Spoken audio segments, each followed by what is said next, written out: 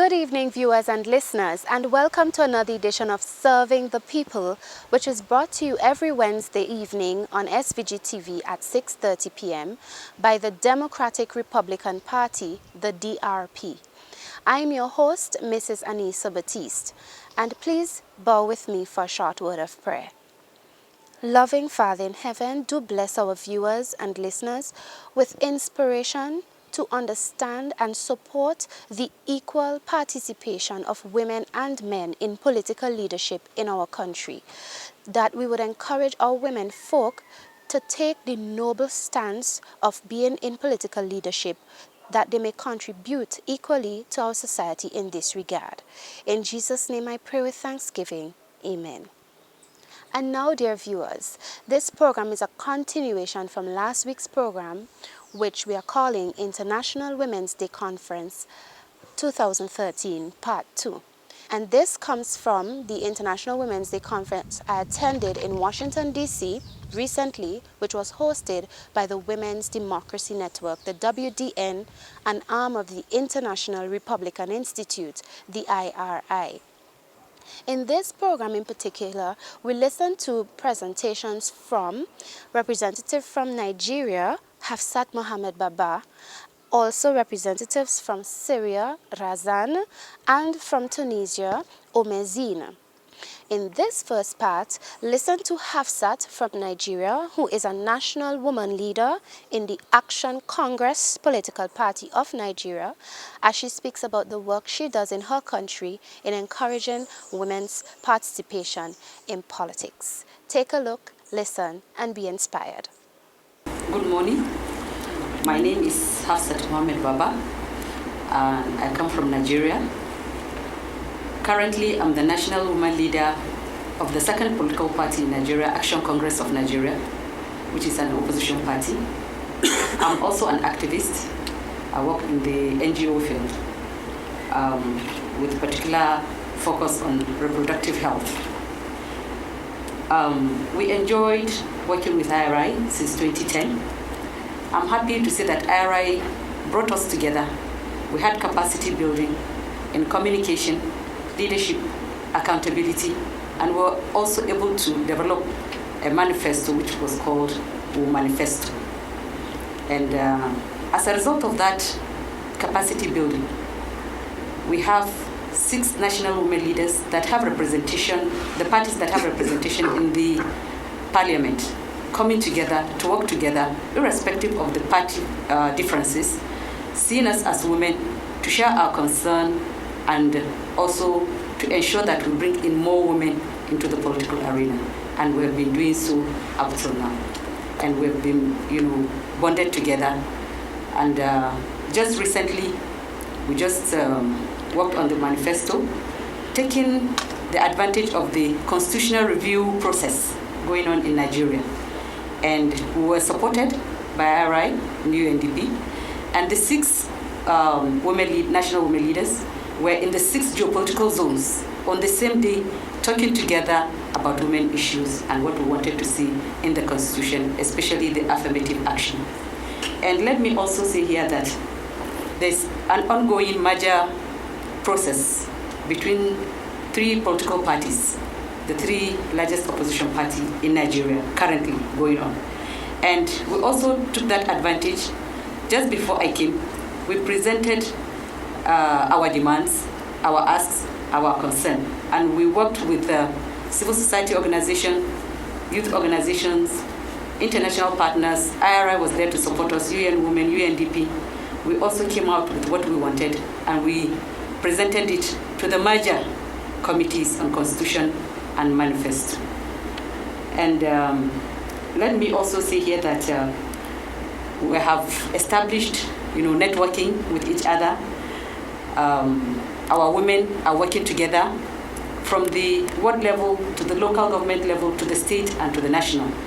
So we believe that at the end of the day, we're also, at the end of the training, we also developed a strategic plan of 2 years, which we're going to be supported to actually, implement. And at the same time, very soon we're going to hold a national conference of the women, pushing for these concerns and the affirmative action to the new political party that will soon be registered and working towards 2015. I believe and I hope to run for an election come 2015. I contested before in 2007 for the House of Representatives, even though I did not make it, but I've also, seen where I've made my mistakes and where I can build upon. And I hope to also run in 2015, God willing, because we have started energizing ourselves. At the same time, as a result of the trainings that we'll be having, I've established this mentorship program for the young women in Nigeria, especially in my constituency. I'm focusing on the tertiary institution because very soon we're going to have women that will come of age to vote. So we really want to get them on board. I've already started with Kaduna Polytechnic. That was my school. And I've gotten volunteers and we're working together. So thank you very much. Yes, dear viewers and listeners. In this next portion, you will hear from a lady called Razan Shalab al-Sham from Syria. And you will also hear from Omezin Khalifa from Tunisia. And these women have played very important roles in their respective countries in fighting against dictatorship and seeking to establish processes that are democratic and that lead to principles of good governance. So take a look and be inspired. From Syria, Homs, the capital of revolution. First, I want to say thanks for IRI and WDN for what they always do for us as Syrian women and Syrian activists. I can't find the suitable words who can say thanks for you, but I know that you are with us, you support us as women and as activists. I'm here today to represent not only myself, but to represent all Syrian women who suffer every day, who are the victims, whatever their backgrounds, even they are with the opposition or with the regime itself. We pay the price for this war. We are in the middle of this war. Every day we face a lot of crimes, a lot of rape. Most of us, 20% of Homsis women were raped by the regime and also by the extremists inside Syria. We face now two dangerous situations. First is the regime itself, and second is the extremists, which start to increase day by day. So we try to build, WGN is the key to build our capacity. They are our partner, we are part of them, we are in the first step toward the democracy. We didn't used to have women inside Syria who participate politics. They are like games, and they put them in their places. We didn't used to know our rights. We didn't used to know the strategies which we should use in participating politics or local councils. Now local councils will be the basis of Syria. For this reason, we started to encourage women to participate in these local councils. Even we find some difficulties that women didn't used to be in these roles or in these locations. But we try to encourage them. We try to make I all the time enter Syria. Even I face a lot of difficulties when I enter the border because we have a lot of makes above us, and also the regime attacks from the far areas. But we put ourselves in danger because this is our society. If we don't work, if we don't encourage ourselves to the others to work as us, we will not be successful. Okay, IRI and WGN all the time try to help us to build our capacity, because we don't have any backgrounds in politics. But we, by our work also, we try to have this experience. We try to learn by ourselves how to build the politics, how to be part of politics. And the best thing happened during the last 10 days. I was in Egypt with the chairman of new coalition, Sheikh Muaz al-Khatib. And I told him that we had election for the first local council in Syria. It was Aleppo local council. So I told him, you should attend this local council. I am a woman. And I told him that. Then he said, okay, but they didn't invite me. So I told him, okay, I will get them invite you tomorrow, but you should promise me to invite to be with them, because it's very important. This is the first election, the first step toward our democracy. And by attending you this election, you will be very important. You will be very close to people who are on the border, because this election happened in Gaziantep near the border, Turkish border, near Syrian border. He said, okay, I will see. I surprised that he attended the election. I talked with people inside this local council, and I told them, please invite Muaz al-Khatib. They said, oh, we forgot to invite him. Okay, tomorrow we'll invite him. They forgot to invite the chairman of New Coalition. I told them that, they promised me, and then next day they invited him, and finally he attended this election. And he was part of this election, and he encouraged people. Second thing, that when he attended the Friend of Syria, we sent to him a speech. And he said this speech, and we had it in the email. Me and my colleague, we prepared this speech, and he said that. So it's important that women started to understand the situation inside Syria. Okay, we have a lot of difficulties, we have a lot of obstacles, but we feel that we are very full. We started to be very trustful and very confident in ourselves that this is a very simple step, but we become successful in it. So imagine the future of Syria and the role which women will play in it, inshallah, with of course WDN. Thank you again. Thank you for everything you do for us, and Syria, inshallah, will be better in a few months later. Yeah. Thank you. I want to add a note there. I mean, Razan, we have been delighted to get to know and support Razan this last year, and I'm very sorry that the circumstances which brought us together were obviously not ideal.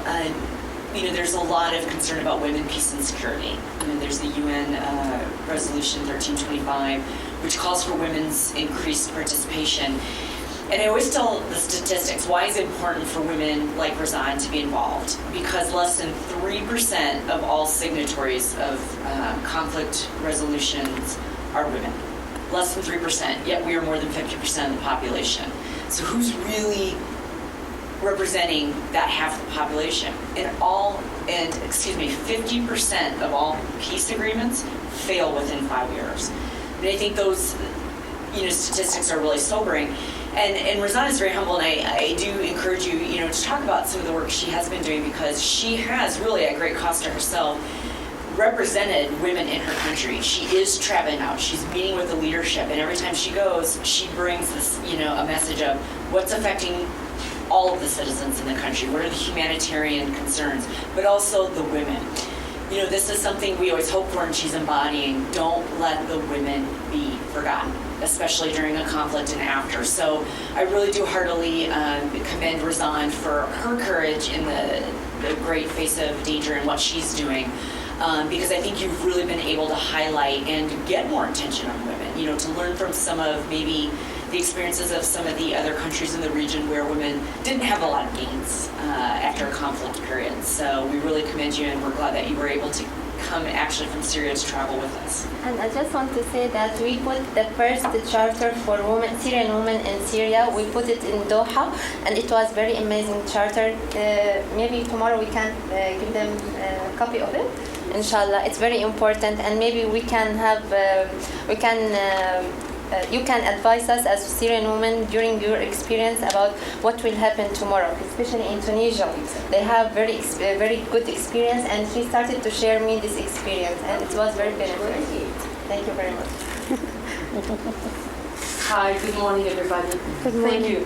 Thank you very much for inviting me and to be able to sit here with you with very amazing women, to share experience and especially to learn from your experiences.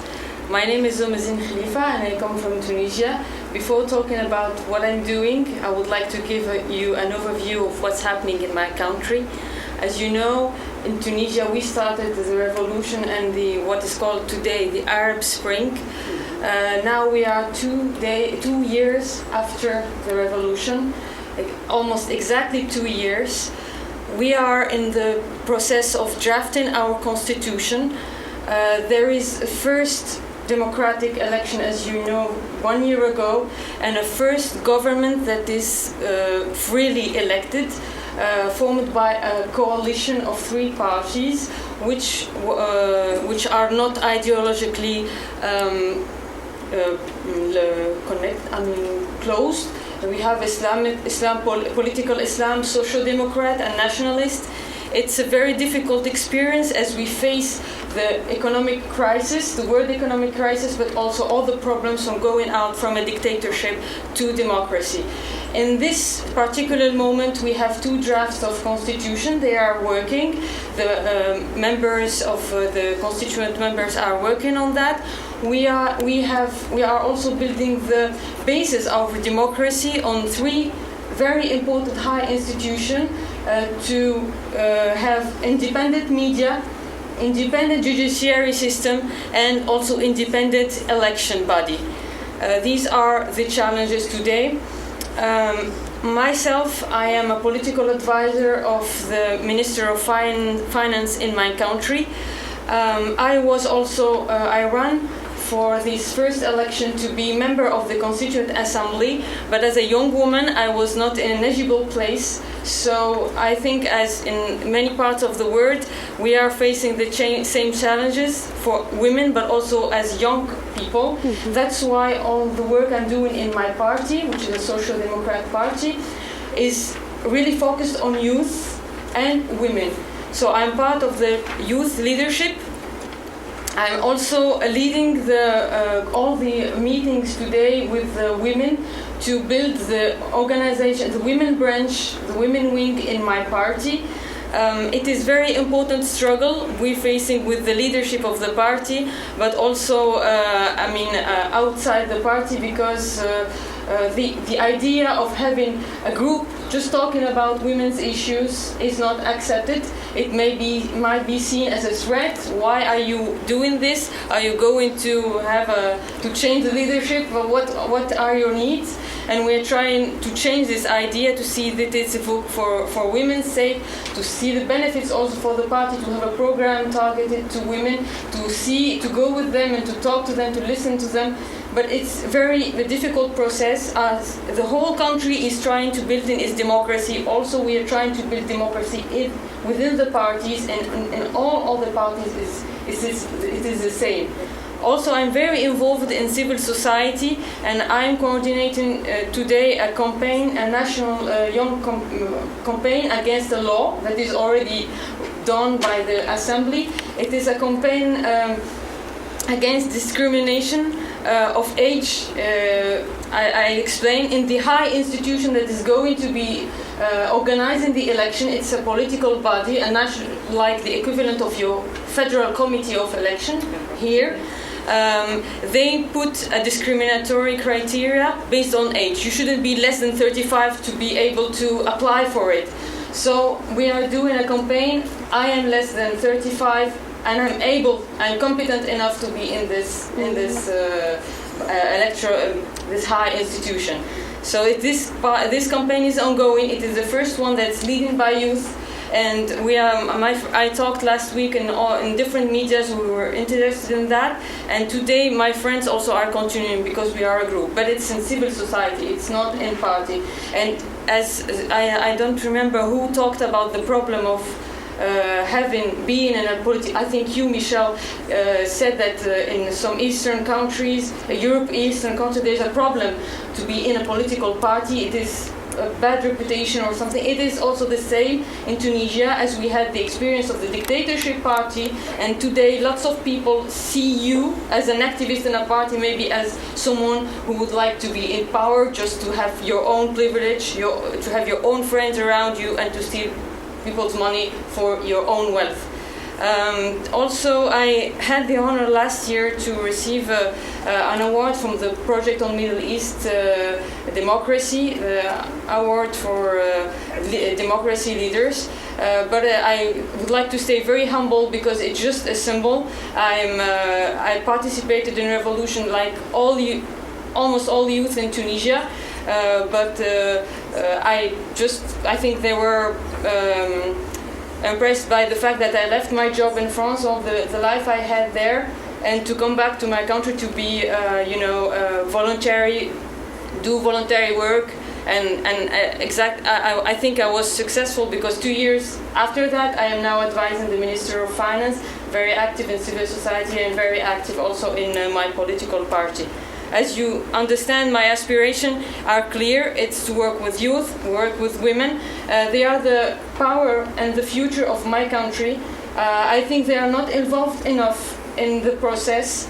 I think the success of the transition and the success of our voting democracy depends on how much they are involved and how much they will stay involved in the process.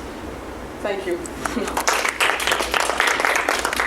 Christine, I think you ended on a note that I do think is important to, you did leave a lot. You had a very good job, you were abroad, and I think that's so commendable because you came home and wanted to really be a part of the rebuilding of the society. One other really interesting fact about Tunisia from their last elections, and I encourage you to ask Omzine about, was how they placed women on the list for office. This was actually we talked about it 2 years ago, or a year ago during the elections. I don't know that there was another country that's ever done this, but it wasn't a zipperless system. It didn't have to be every other, but on the top two, can you explain that really quickly? It's a very interesting way that they tried to get more women involved or elected. Yes, it's true. It is a very progressive law, indeed. So we had a proportional list system, and a zipper system, as you know, as you said, it means that when you have a top of the list is a male candidate, the second should be a woman, then the third a man, and until the bottom of the list. And in a position, if the head of the list is a woman, then the second is a man, the third is a woman, etc. And it depends on the number of votes you get. You drill down until the list. But so the first candidate is elected, then the second, and so on. So this is parity. We call it the parity law with alternation between male and female. So this system allowed to have 27% of our assembly of women. 27% of women in our assembly. The problem, because there is a problem in this very progressive law, is that it's political parties don't have the mentality of putting women in the head of lists. So only 3% of parties put women, 3% of lists were headed by women. Well, except this problem, we had 27% of women present. So Libya learned from our law, and for the 80 seats that were reserved for lists, they applied not only the vertical parity but the horizontal one. So the lists were obliged to have 50% of the list headed by women, and in this 80 seats they had 46% of women elected thanks to this progressive law. I benefited from that. I was fourth in my list, but still not enough in an eligible place. I think in Tunisia we need to build on that, but there are people that are saying this is not good. We should go backward. Look at the women who are there, because they are right. There is a problem when women are not prepared enough, not trained enough. They go there. They don't know how to speak, how to communicate, what issues to fight for. And I personally believe that we should keep this law, improve it, but also train very well women to be able to advocate for women's issues, but other issues too. Thank you. Thank you. Yes, my dear viewers and listeners, did you hear those very important testimonies about the work that, for example, Razan from Syria and Omezine from Tunisia are doing? Very important work indeed, in also very dangerous zones. But we see that these women are not afraid, they are very courageous, and they have not let any sort of discriminatory ideas against their gender as women keep them back or keep them down from letting their voices be heard and taking an active role in the transformation of their societies into ones that are more free. Because as you know, Tunisia and Syria have experienced dictatorship And in the case of Syria, we have Razan, who is working so hard with the Syrian Emergency Task Force to ensure that aid or assistance is funneled into her communities inside Syria, where women and children and other persons have great need because of the civil unrest that has been going on. And we see in the case of Tunisia and Omezine that she's working hard to ensure that women are participating in politics in the new Tunisia that they're seeking to build. This is to show us the importance of having all on board in building our societies. There's nothing that says a woman cannot lead, even a young woman, as we see in the case of Omezine and Razan and the young lady from Moldova from last week's program. There's no rule that says a young woman cannot be in a leadership position. It is all about your ability and what you can do and proving yourself that you can do the job. That is all that matters, and doing the job well. So here at Serving the People, we're glad that we can share this with you, and we hope to continue to share some other highlights from the WDN's International Women's Day Conference 2013, which took place in Washington, D.C. And I thank you for your time, thank you for your attention. And as we wrap up, I'd just like to say a special hello to all my friends who meet me in Kingston from time to time and give greetings. Can't remember everybody's names right now, but I'd like to send a special hello. I know that you're looking at the program. I'm grateful, and I thank you for your support and welcome any support in keeping this program going on here on SVG TV. Remember that you may contact us. Telephone number to reach us at this time is 528-4169. That's 528-4169. And if you wish to send us an email, the email address is on your screen. It is servingthepeople.ab@gmail.com.